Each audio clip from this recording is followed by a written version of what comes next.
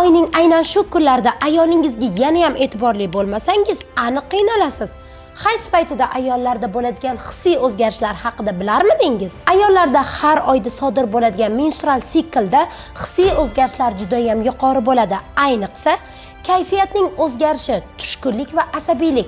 Chunki tanada baxt gormoni serotonin darajasi tushib ketadi va ayollar tez-tez jizzaki va yig'loqi bo'lib qolishadi. Bu noqulay hissiyotlardan qutulish uchun ayolingizga ko'proq baxt gormoni serotoninni ko'taruvchi, tanada progesteron va estrogen gormonlarini yuqorilashtiruvchi mahsulotlarni hadya qilishingiz maqsadga muvofiq bo'ladi. Masalan, banan, shokolad, pirojni, asal kabi mahsulotlar tanaga juda ham foyda.